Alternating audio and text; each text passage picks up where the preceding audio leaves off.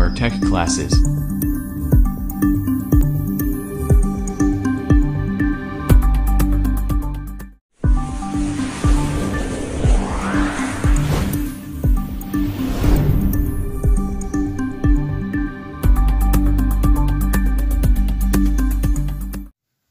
चलो बच्चों, आज हम मैथ का चैप्टर स्टार्ट करेंगे। अब ये मैथ का चैप्टर स्टार्ट करने की आवश्यकता क्यों है? मेनली क्या होता है, जब हम टेक्निकल की तैयारी करते हैं, ध्यान देना, बहुत अच्छे से ध्यान देना, ध्यान से सुनना। जब हम टेक्निकल की तैयारी करते हैं तो टेक्निकल का जो क्वेश्चन पेपर होता है वो दो भागों में डिवाइड होता है। कितने भागों में डिवाइड होता है? दो भागों में डिवाइड होता है। ठीक है, मतलब इसके दो पार्ट्स में डिवाइड होता है। ठीक है, और इसका जो रेशो होता है वो 75 बाई 25 या 25/75 का ये रेशो में हम उसको डिवाइड करते हैं। ठीक है, तो जो पहला रेशो होता है वो 25 रेशो होता है और 25 रेशो को 4 भागों में चार या 5 भाग में डिवाइड करते हैं हम। कितने भागों में डिवाइड करेंगे? 4 या 5 भागों में डिवाइड करेंगे। और जो 75% जो होता है रेशो, वो उसका जो पार्ट होता है ये सब्जेक्टिव से रिलेटेड होता है। किससे रिलेटेड होता है? सब्जेक्ट से रिलेटेड होता है। अब मतलब ये सारी डिटेल में आपको बताऊंगा कि हमको मैथ, रीजनिंग और ये जीके, मतलब ये है कि ये कवर करने की आवश्यकता है। टेक्निकल के जब हम तैयारी करते हैं, कोई भी टेक्निकल की एग्जाम की तैयारी करते हैं, तो ये हमारे लिए कितना इंपॉर्टेंट हो जाता है, मैं आपको आज बता रहा हूं। ठीक है, तो सबसे पहले मैं आपको बताऊं कि जो हमारा जो टेक्निकल है, टेक्निकल का जो पेपर होता है, ठीक है, टेक्निकल का पेपर को मेनली कितने भागों में डिवाइड किया गया है? 2 भाग में। कितने भागों में? 2 पार्ट्स पे। ठीक है, जो पहला जो पार्ट होता है वो 75% का होता है। पहला जो पार्ट क्या होता है, जो कोई भी टेक्निकल से रिलेटेड कोई एग्जाम होती है तो जिसका पहला जो पार्ट होगा वो कितने का? 75% का होगा। और दूसरा जो पार्ट होता है वो 25% का होगा। कितने? दूसरा जो पार्ट होता है उसको 25% के हिसाब से हम रख देते हैं। अब इसमें जो 75% होता है ये टेक्निकल विषय से रिलेटेड होता है। किससे रिलेटेड होता है? ये टेक्निकल का जो आपका जो सब्जेक्ट होता है, ठीक है, आप जिस ब्रांच से रिलेटेड, ये सब्जेक्टिव नॉलेज होता है। ठीक है, ये क्या होगा? ये सब्जेक्टिव नॉलेज होगा। मतलब ये कि ये सब्जेक्ट से रिलेटेड होगा। मतलब आप जिस ब्रांच से, ठीक है, आप जिस ब्रांच से तैयारी कर रहे हो या जिस ब्रांच की आप कोई वैकेंसी की तैयारी कर रहे हो तो उससे विषय से संबंधित होता है। ये किससे संबंधित होता है? विषय ज्ञान कहा जाता है इसको।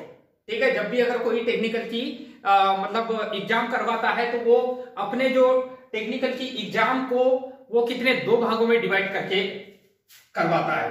ठीक है, टेक्निकल की जो एग्जाम है उसको 2 पार्ट्स में बांट देता है। पहला जो पार्ट्स होता है वो क्या होता है? सब्जेक्टिव पार्ट्स होता है। कौन सा पार्ट्स होगा? ये सब्जेक्टिव पार्ट्स होगा। और दूसरा जो पार्ट्स होता है वो क्या होगा? नॉन सब्जेक्टिव होता है। मतलब ये है कि हमारा जो सब्जेक्ट होता है या हमारा जो जिस विषय से हम टेक्निकल कोर्स किए हुए रहते हैं वो सब्जेक्टिव कहलाता है। और जो जिस विषय से हम कोर्स नहीं किए हुए रहते वो नॉर्मल जो होता है 10th बेस की या 10th 8th से रिलेटेड, 9th से रिलेटेड जो होता है वो साइंस से रिलेटेड, ये मतलब ये कि क्वेश्चनिंग, इसको बोलते हैं नॉन टेक हो जाता है। ये क्या होता है? ये नॉन टेक का सब्जेक्ट हो जाता है। किसका सब्जेक्ट हो जाता है? मतलब ये कि टेक्निकल ज्ञान को छोड़कर दूसरा जो ज्ञान है उससे रिलेटेड भी क्वेश्चन पूछे जाते हैं एग्जाम में। अब ये क्या है? नॉन टेक को ये 25% में हम 25% के रेशो में हम इसको अगर डिवाइड करेंगे तो इसमें भी 5 प्रकार का 5 भाग, इसको भी कितने भागों में?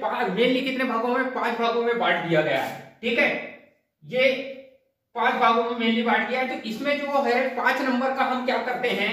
5% जो है ये मैथ पढ़ते हैं हम। क्या पढ़ते हैं बेटा? 5% जो होता है वो मैथ की तैयारी करते हैं हम। ठीक है, 5% जो है वो रीजनिंग की तैयारी करेंगे हम। 5% किसकी तैयारी करेंगे? रीजनिंग की तैयारी करेंगे। ठीक है, और जो 5% होगा, ठीक है, वो साइंस की तैयारी करेंगे हम। ये जो नेक्स्ट का जो 5% है वो साइंस की तैयारी करेंगे। किसकी तैयारी करेंगे हम? साइंस। ठीक है, और जो 5% नेक्स्ट 5% है, उसमें क्या होगा, जीके, ठीक है, जनरल नॉलेज कहा जाता है। तो इसमें क्या होगा, जीके की तैयारी होगी, ठीक है, ये 5% हो गया। और जो नेक्स्ट लास्ट का जो 5% होता है, ठीक है, वो क्या होगा, करेंट अफेयर होता है। ये क्या होता है, करेंट अफेयर होता है। तो कुल मिला के जो होता है हमारे जो नॉन टेक का जो सिलेबस होता है, वो नॉन टेक के सिलेबस को मेनली कितने 5 भागों में हम डिवाइड करके स्टडी करते हैं, ठीक है। 5% के हिसाब से हमको मैथ पढ़ना होता है, ठीक है, 5% के हिसाब से हमको क्या रीजनिंग पढ़ना होता है, 5% के हिसाब से साइंस पढ़ना होता है, 5% के हिसाब से जीके पढ़ना होता है, और 5% के हिसाब से करंट अफेयर्स। मतलब ये कुल मिला के कितना परसेंट हो गया, ये 25% हो गया। कुल मिला के कितना हो गया, 25%। तो इस बेस पे या इस वे के आधार पर आपको क्या करना है, तैयारी करना है हमको, ठीक है।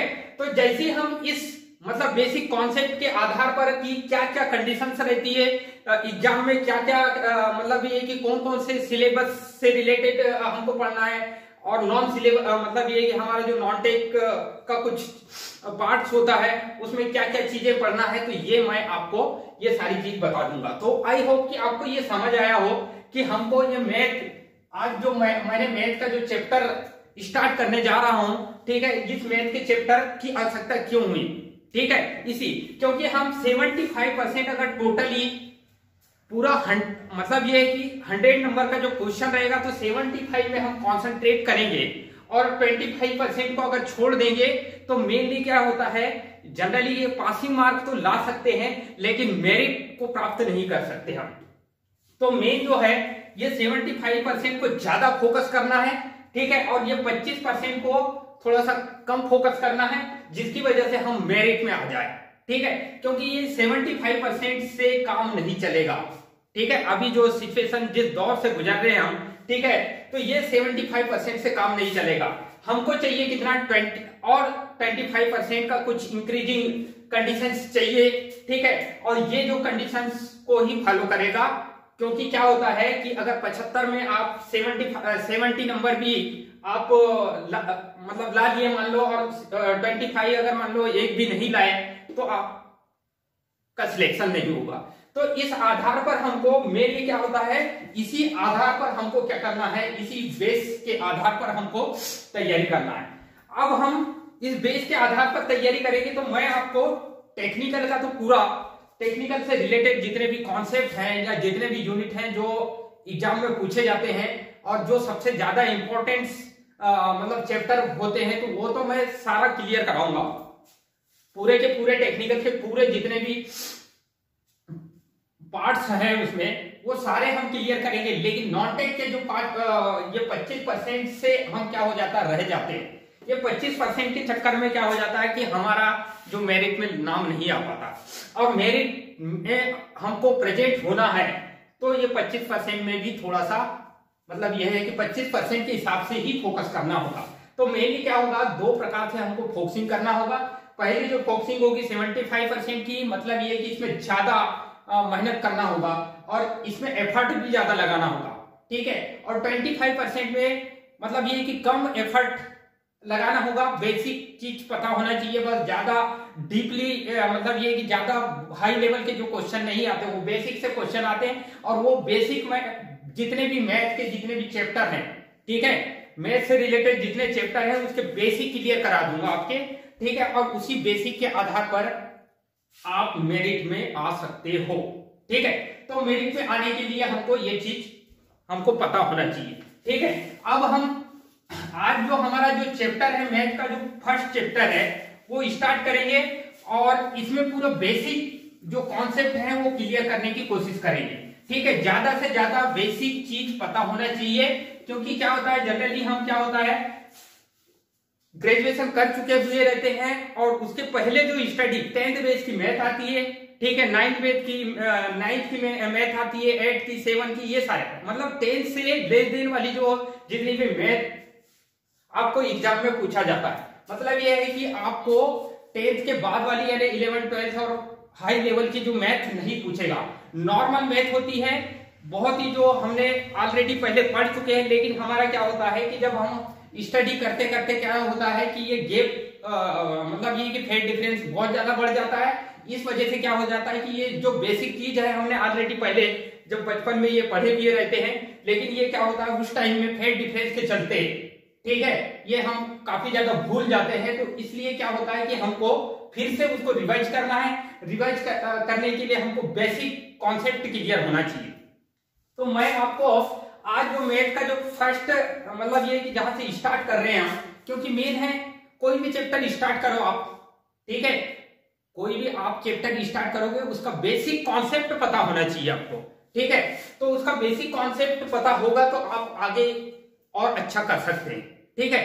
तो आगे अच्छा करना है, हमको क्वालिफाई होना है, कोई भी जो टेक्निकल की एग्जाम में क्वालिफाई होना है तो हमको उस वे में तैयारी करना होगा, ठीक है। तो आप मेरे साथ मेरे पैरेलल आप चलिए, ठीक है, और उसी के अकॉर्डिंग मैं आपको सारी चीज इंस्ट्रक्शन देते जाऊंगा, टाइम टाइम पे इंस्ट्रक्शन देते जाऊंगा, जो भी वैकेंसी आएगी उससे रिलेटेड बहुत सारी जानकारी देते जाऊंगा, ठीक है। बशर्ते ये है कि आपको मेरे पैरेलल चलना होगा, ठीक है। पैरेलल मतलब होता है मेरे समांतर आपको रन करना होगा, ठीक है। तो सबसे पहले जो है मैथ का हम जो जिस टॉपिक से रिलेटेड आज बात करेंगे वो पहला जो टॉपिक है वो क्या होगा, पॉलिनोमियल, ठीक है। मैथ का जो पहला जो हमारा मतलब ये है कि चैप्टर होगा वो क्या होगा, यहाँ पे फर्स्ट जो चैप्टर हम जो स्टार्ट कर रहे हैं आज वो मैथ का है, ठीक है, पॉलिनोमियल।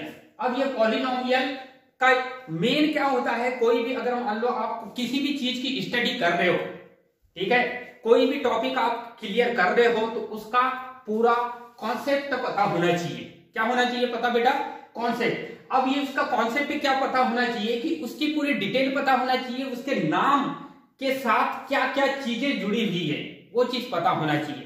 तो पॉलिनोमियल होता क्या है, ठीक है, और इसके मतलब ये कि इसको किस किस नाम से जाना जाता है, ये सारी चीज मैं आपको बताऊंगा। क्योंकि हम जब तक कि उसका बेसिक पता नहीं होगा, उसका फुल फॉर्म पता नहीं होगा, उसके मतलब ये कि उसके बहुत सारे वर्ड जो मतलब सिनोनिम्स छुपे हुए रहते हैं, ठीक है, तो ये सिनोनिम्स पता होना चाहिए कि क्या क्या बोला जाता है। तो यहाँ पे हम पॉलिनोमियल के बारे में मैं आपको सबसे पहले पॉलिनोमियल के बारे में मतलब इंग्लिश मीनिंग के बारे में बताऊंगा, फिर उसके बाद हिंदी की मीनिंग, और उसके बाद हम देखेंगे टर्मिनोलॉजी, ठीक है, इसकी टर्मिनोलॉजी के बारे में हम डिस्कस करेंगे। तो सबसे पहले हम देखते हैं कि पॉलिनोमियल क्या होता है, ठीक है। इस सबसे पहला जो हमारा मेन जो टॉपिक है वो पॉलिनोमियल का है, और ये पॉलिनोमियल का इंग्लिश में इसको मतलब ये है कि इसकी मीनिंग क्या होगी।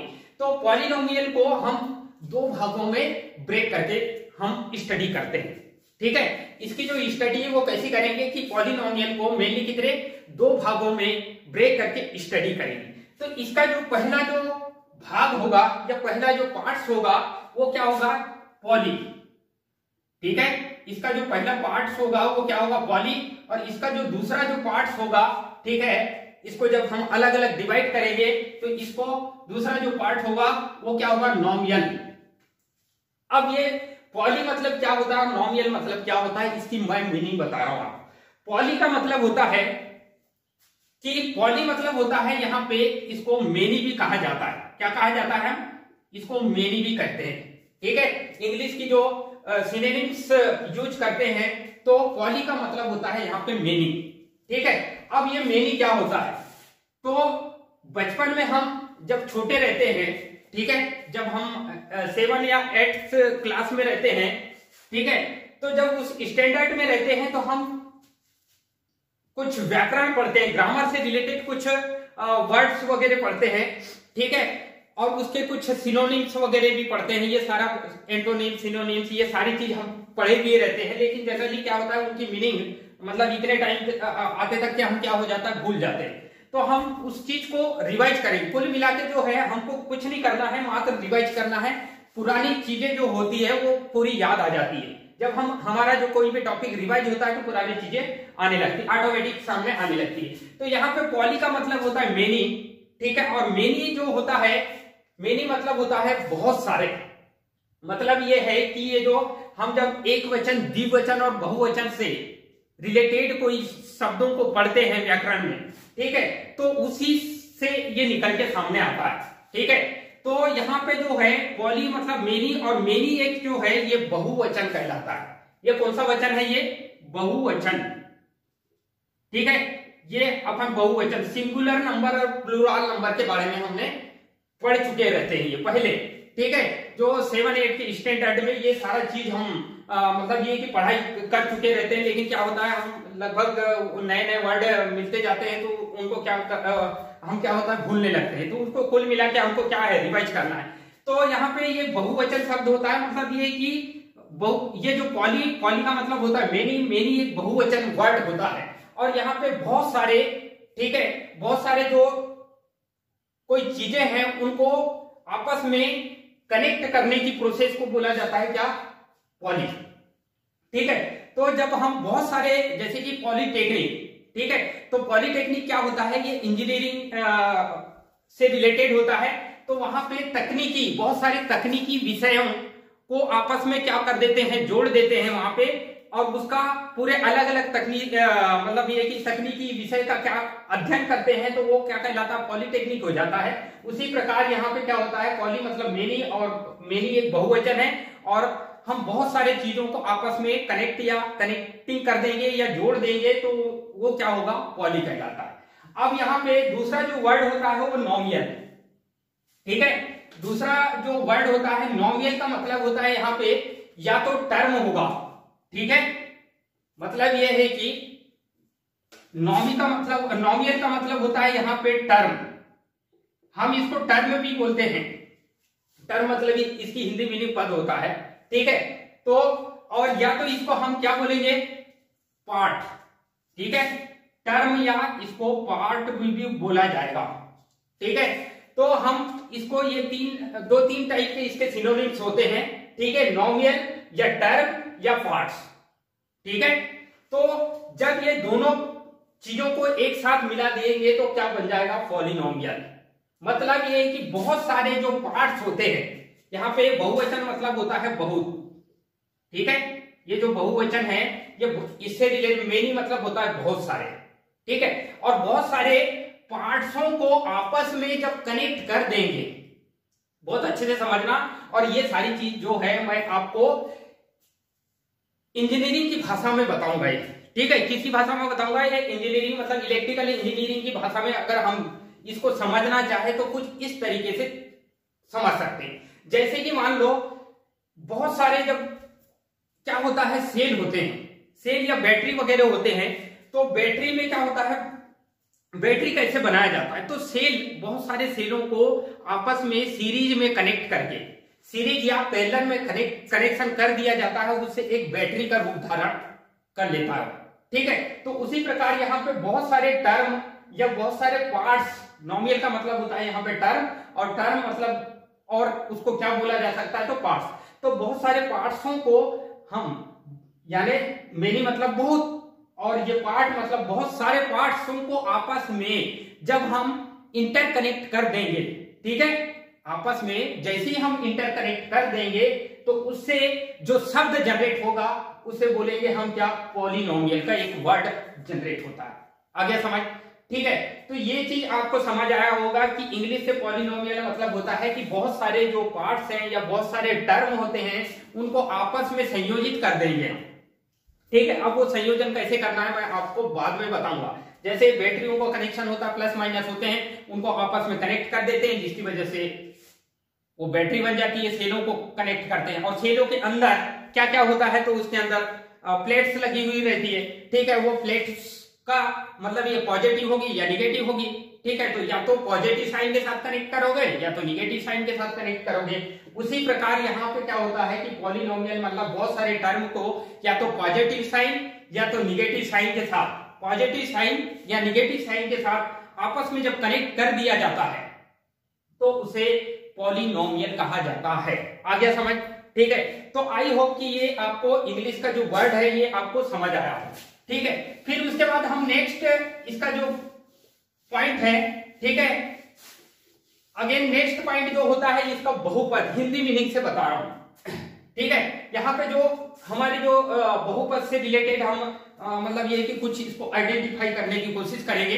कि क्या क्या इससे मीनिंग से निकल के आती है। ठीक है, तो हिंदी जो नाम है यहाँ पे क्या होता है, इसका जो हिंदी नाम है क्या, बहुपद। ठीक है, ये क्या बहुपद क्या होता है देखते हैं। बहु मतलब यहाँ पे देखो, यहाँ पे भी दो, इसको भी दो भागों में हम ब्रेक डाउन करेंगे। कितने भागों में ब्रेक करेंगे इसको, दो, मेनली दो भागों में ब्रेक करेंगे। एक होगा बहु, ठीक है, एक होगा क्या, बहु, और दूसरा क्या होगा, एक दूसरा जो भाग होगा इसका ये पद। ठीक है, तो ये जो बहु है, ये मतलब ये है कि ये सास बहु वाला बहु नहीं है।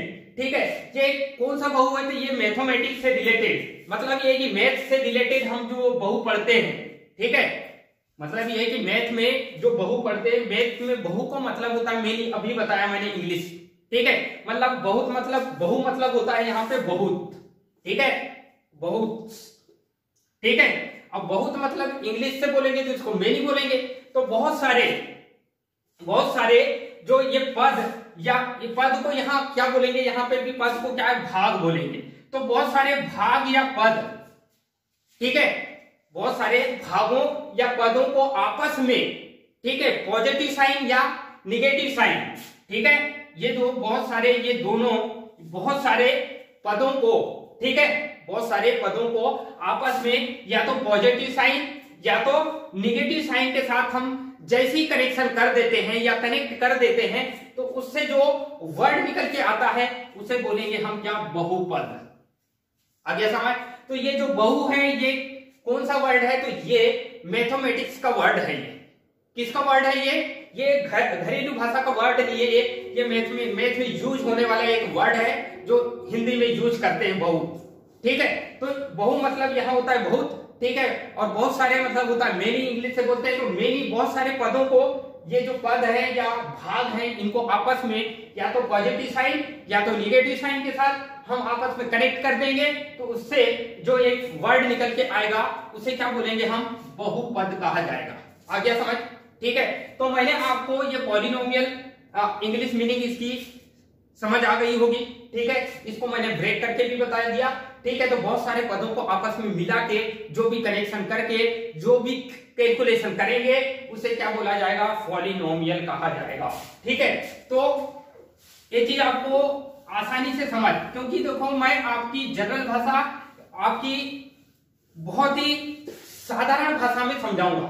ठीक है, आप जैसी भाषा का यूटिलाइज करते हैं सेम एज इट इज उसी भाषा में ये चीज हम समझने की कोशिश, क्योंकि क्या होता है जनरली हम मैथ या कोई भी साइंस पढ़ते हैं तो हमारी जो सामान्य जो भाषा है, हमारे जो लाइफ साइकिल के साथ जो घटनाएं होती रहती है उससे रिलेटेड यदि हम कोई स्टडी करते हैं तो हमको ज्यादा अच्छे से समझ आता है और ज्यादा टाइम तक के उसको स्टेबलाइज करने की हम क्षमता रखते हैं। ठीक है, तो हम देखते हैं कि अब बहुपद से रिलेटेड मैंने आपको ये ध्यान से और बहुत अच्छे से समझा दिया। ठीक है, कि पॉलिनोमियल होता क्या है। ठीक है, तो पॉलिनोमियल मतलब होता है कि बहुत सारे जो पद होंगे, ठीक है, या बहुत सारे पार्ट्सों को आपस में जब हम कनेक्ट कर देंगे, जैसे सम एग्जांपल। ठीक है, सम एग्जांपल क्या होगा कि यदि मान लो एक बाइक है और बाइक जो होती है वो अलग अलग डिफरेंट, या फिर चलो मैं अपनी बॉडी के हिसाब से हमारा जो शरीर का कंस्ट्रक्शन है या हमारी जो बॉडी होती है वो अलग अलग पार्ट्स में मिलकर बनी होती है। ठीक है, और वो अलग अलग पार्ट्स क्या होते हैं, वो जो अलग अलग पार्ट्स हैं वो आपस में एक दूसरे से कैसे होते हैं, कनेक्शन बनाए हुए रहते हैं। ठीक है, कैसे एक प्रकार का उनके बीच में क्या होता है, एक कनेक्शन होता है। ठीक है, जैसे हाथ, पैर, नाक, कान, ये जितने भी हमारे पूरे जितने अंग या भाग या पार्ट्स बोलेंगे, इन पार्ट्सों का पूरे एक दूसरे से बहुत ही अच्छे से इनक्लोजली कनेक्शन होता है इनका। ठीक है, और जब ये इनक्लोजली जब इनका कनेक्शन होता है तो ये पूरा स्ट्रक्चर तैयार हो जाता है। ठीक है, जिसे हम क्या होता है, एक बॉडी कहा जाता है, जिसको क्या बोलेंगे हम, एक बॉडी कहा जाएगा। और सेम एज इट इज क्या होता है कि यहाँ पे पॉलिनोमियल में बहुत सारे पद होंगे और उन पदों को पॉजिटिव साइन या निगेटिव साइन, दो चीज याद रखना है इसमें। दो बहुत ही इंपॉर्टेंट बात है कि हम जितने भी यहाँ पे पद होंगे या जितने भी भाग के बारे में अध्ययन करेंगे तो या तो उसको पॉजिटिव साइन के साथ या तो निगेटिव साइन के साथ कनेक्शन कर दोगे तो उससे जो मतलब ये कि ये मैथ का एक वर्ड मतलब बनेगा उसे क्या बोलेंगे हम, पॉलिनोमियल या बहुपद। तो ये आई होप कि आपको ये सारा चीज समझ आया हो। ठीक है, अब उसके बाद हम नेक्स्ट देखेंगे इसकी टर्मिनोलॉजी। मेन देखेंगे इसकी क्या टर्मिनोलॉजी, इसकी टर्मिनोलॉजी के बारे में हम डिस्कस करेंगे। ठीक है, अब ये टर्मिनोलॉजी क्या होता है, ठीक है, टर्मिनोलॉजी। ठीक है, ये टर्मिनोलॉजी के बारे में हम देखेंगे। तो टर्मिनोलॉजी को हिंदी में, इसकी जो हिंदी मीनिंग होती है वो शब्दावली होती है। क्या होती है, इसको शब्दावली बोला जाता है। ठीक है, टर्मिनोलॉजी को हम क्या बोलेंगे हिंदी में, शब्दावली।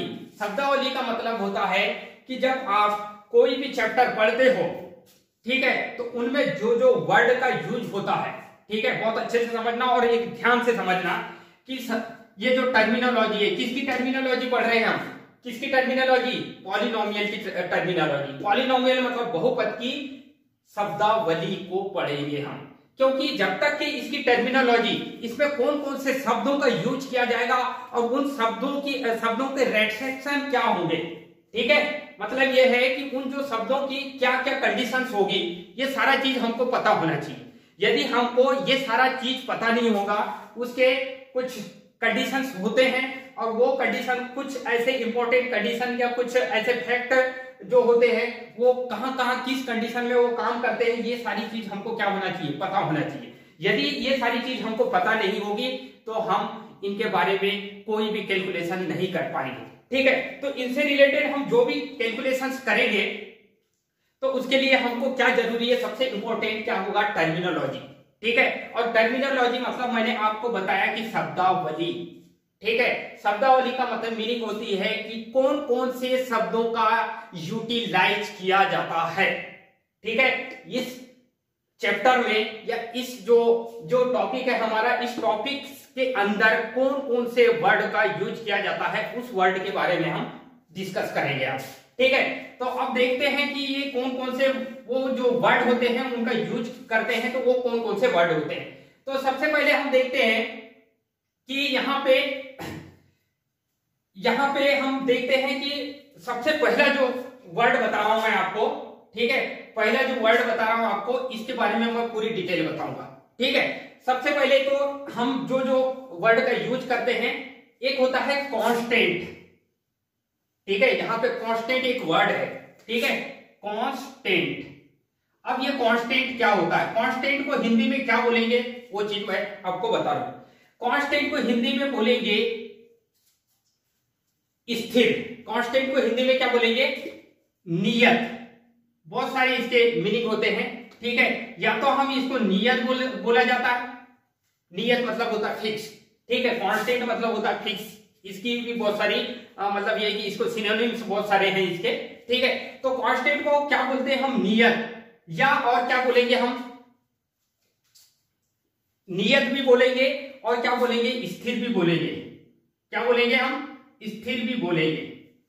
ठीक है, और कौन सा वर्ड का यूज करेंगे, तो देखो क्या होता है कि मतलब ये कि जो क्वेश्चन होते हैं ना, क्वेश्चन बनाने का जो वे होता है या तरीका होता है वो डिफरेंट टाइप का होता है। मतलब यह है कि जब कोई भी क्वेश्चन बनाता है तो वो आपको कंफ्यूज करने के लिए कुछ ऐसे वर्डों का यूज करता है जो आप उसके बारे में कभी कभी आप समझ नहीं पाते कि वो एक्चुअल में मतलब यह है कि क्वेश्चन तो आप आसानी से सॉल्व कर सकते हैं, लेकिन उसके कुछ वर्ड होते हैं जिसकी वजह से वो क्या होता है, कंफ्यूजन में डाल देता है और उसी कंफ्यूजन के चलते आप किसी भी क्वेश्चन को गलत कर देते हैं। ठीक है, तो मैं ये चीज आपको बताऊंगा कि क्या क्या हमको किस किस चीज के बारे में फोकस करना है और किस चीज के बारे में हमको समझना है। तो कांस्टेंट को मतलब होता है, हिंदी में बोलेंगे नियत, क्योंकि अगर हिंदी से रिलेटेड अगर कोई तैयारी कर रहा है या उसके क्वेश्चन सॉल्व कर रहा है, ठीक है, तो कांस्टेंट शब्द का जब हम यूज करते हैं तो उसको बोलते हैं नियत। नियत या इसकी अभी डेफिनेशन बता रहा हूं मैं।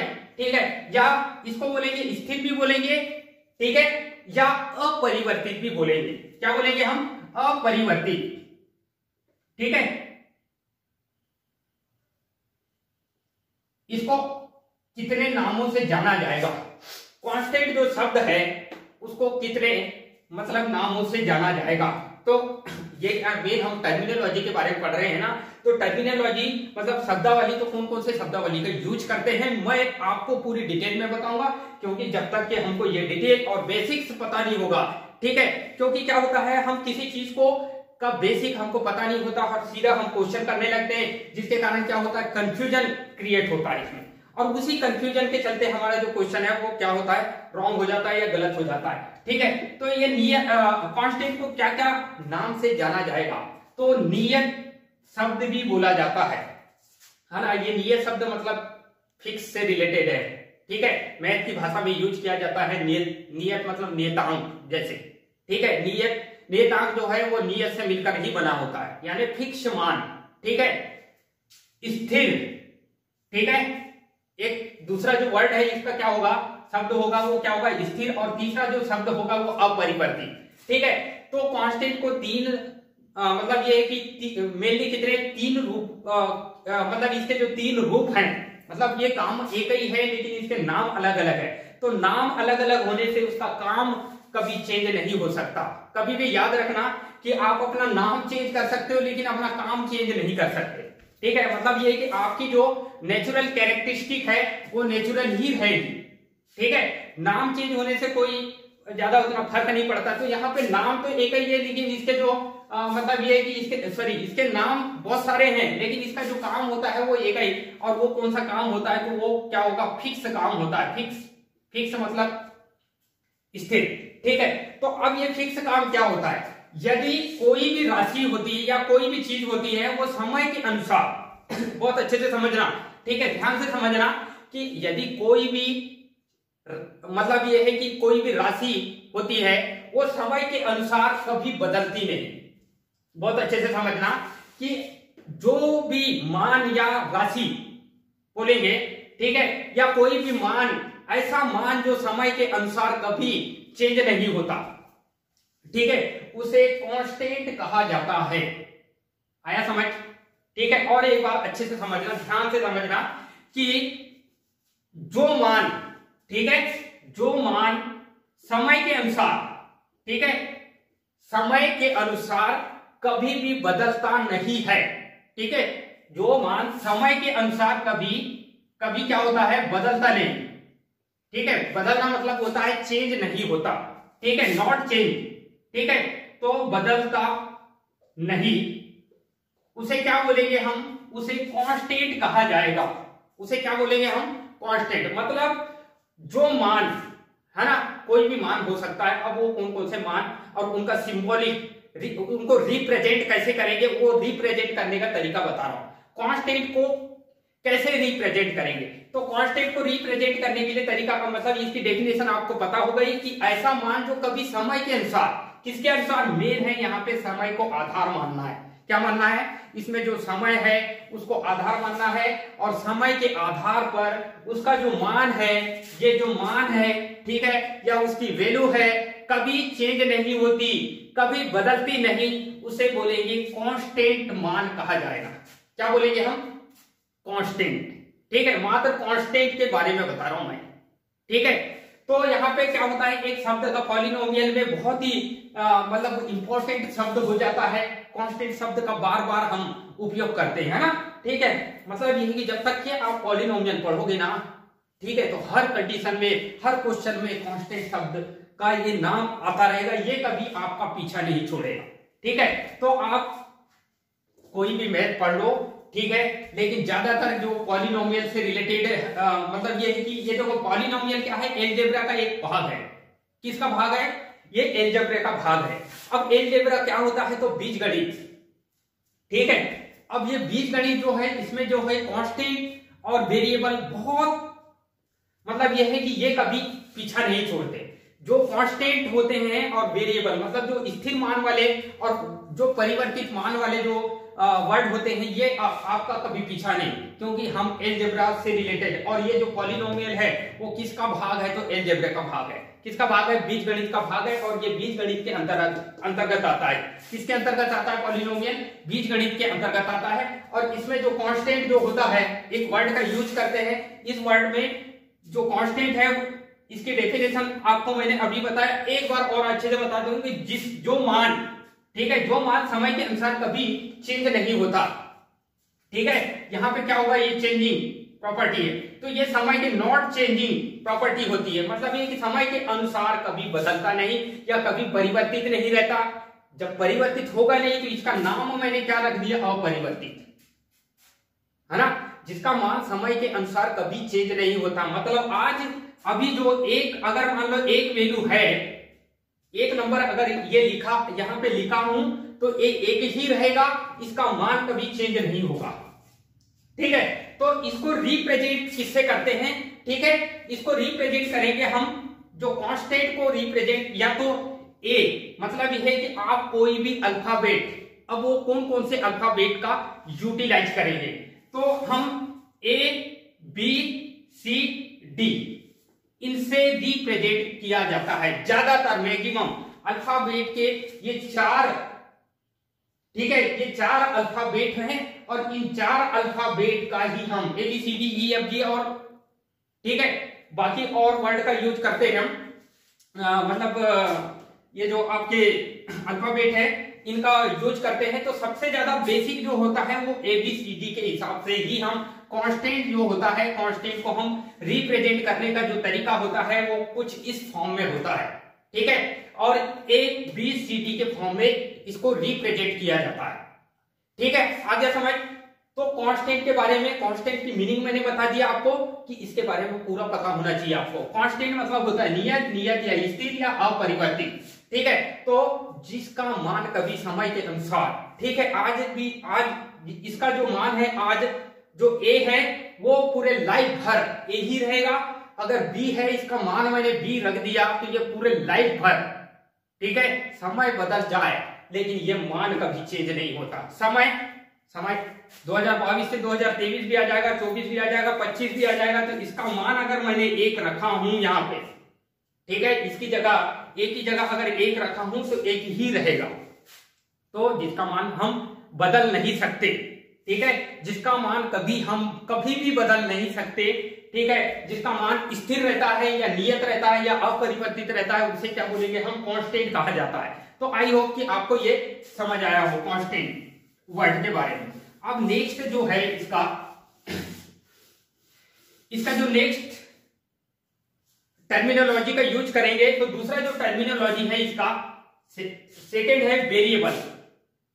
ठीक है, दूसरा जो टर्मिनोलॉजी क्या है, वेरिएबल। अब ये वेरिएबल क्या होता है, ठीक है, ये वेरिएबल को क्या बोलेंगे, किस किस नाम से जाना जाएगा। तो वेरिएबल को जो है वो अस्थिर, सबसे पहला जो है, ठीक है, अनियत भी बोलेंगे हम, क्योंकि मतलब ये कि कांस्टेंट को नियत बोला जाएगा, तो उसी का जस्ट अपोजिट, मतलब ये है कि कांस्टेंट का जस्ट अपोजिट होता है वेरिएबल। मतलब ये दोनों कांस्टेंट, ठीक है, इसके बारे में तो हमने पढ़ के इसकी डेफिनेशन भी समझ आ गई। ठीक है, आप सोच रहे होंगे कि ये कांस्टेंट तो हमने पढ़ लिए, लेकिन जब हम इसका रिलेशन देखेंगे तो इसका कैसा रिलेशन होगा या इसका संबंध कैसा होगा, तो वो जो कांस्टेंट का जो रिलेशन होता है वो वेरिएबल के साथ एंटी प्रोपोर्शनल होता है। कैसा होता है, वेरिएबल के साथ एंटी प्रोपोर्शनल होता है। ठीक है, ये वेरिएबल के साथ कैसा होगा, तो ये एंटी प्रोपोर्शनल होगा। एंटी प्रोपोर्शनल का मतलब होता है व्युत्क्रम होगा। कैसा होगा, ये व्युत्क्रम होगा। ठीक है, तो ये जो कांस्टेंट है वो वेरिएबल के व्युत्क्रमानुपाती होता है। व्युत्क्रम, ठीक है, मतलब उल्टा होता है। व्युत्क्रम का मतलब होता है जस्ट अपोजिट। कांस्टेंट मतलब नियत होता है, तो उसका जस्ट अपोजिट जिस वर्ड का यूज करते हैं इस पॉलिनोमियल में, सबसे ज्यादा अगर कोई शब्द यूज होता है तो ये वेरिएबल का वर्ड यूज होता है। ठीक है, और ये वेरिएबल के वर्ड के बारे में हमको बहुत ज्यादा पता होना चाहिए। ठीक है, तो ये किसका रिवर्सिंग फॉर्म है, तो ये किसका रिवर्सिंग फॉर्म होगा, तो ये फॉर्म किसका होगा, तो ये कांस्टेंट का रिवर्सिंग फॉर्म होगा। ठीक है, अब इसको क्या बोलेंगे, अनियत भी बोलेंगे हम। ठीक है, या और किस नाम से जाना जाएगा, तो इसे अस्थिर के नाम से जाना जाएगा। ठीक है, अस्थिर के नाम से जाना जाएगा। ठीक है, और किस नाम से जाना जाएगा, तो और इसको अपरिवर्तित, क्योंकि क्या होता है, जब एग्जामिनर जब क्वेश्चन बनाता है तो वो क्या होता है, कंफ्यूज करने के लिए अलग अलग वर्ड का यूज करता है और उस वर्ड के बारे में हमको उसकी मीनिंग पता होना चाहिए। अपरिवर्तित, ठीक है, इतना तो आपको इसके वर्ड आपको समझ आ गए हो, ठीक है। तो ये पूरे के पूरे वर्ड आपको समझ आ गए। अब इसकी हम मेन जो है वो डेफिनेशन में चलेंगे, इसको समझने का प्रयास करेंगे कि वेरिएबल होता क्या है। तो वेरिएबल के बारे में जब हम वेरिएबल, ठीक है, अब वेरिएबल मतलब होता है अनियत या अस्थिर या अपरिवर्तित, ठीक है।